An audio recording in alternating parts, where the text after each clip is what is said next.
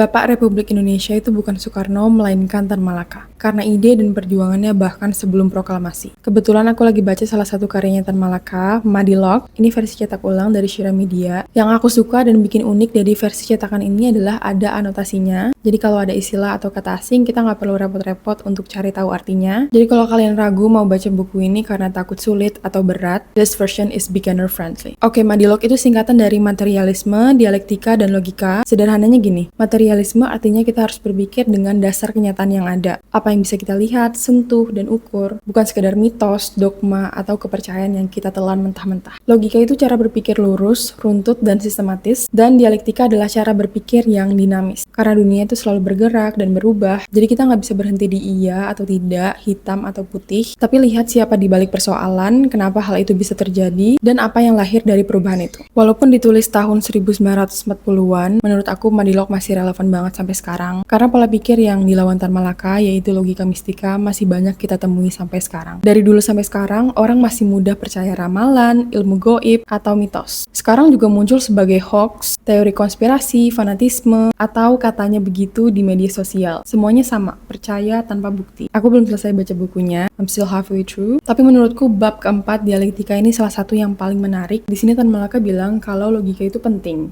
Tapi kadang logika aja nggak cukup. Dan disinilah kita butuh cara berpikir dialektika. Bagian pertentangan, di sini Tan Malaka kasih contoh petani Jawa yang meminjam uang ke pedagang Arab. Awalnya si petani cuma butuh pinjaman kecil, tapi bunganya jalan terus dan utangnya lama-lama numpuk. Nah di pengadilan, hakim bilang kalau petani harus tetap bayar semua utangnya. Kalau pakai logika hukum biasa, ya benar, utang harus dibayar. Tapi Tan Malaka nunjukin kalau masalahnya itu lebih dalam. Ini bukan sekedar hitam putih bayar atau nggak bayar, tapi soal pertentangan kelas, yang berpunya melawan yang tak berpunya. Dialektika mengingatkan kita untuk lihat konteks sosial, sejarah, dan posisi kelas. Siapa pemilik modal, siapa yang selalu kalah dalam sistem. Bukan sekedar tanya ya atau tidak. Ada salah satu topik yang menurut aku menarik juga untuk dibahas.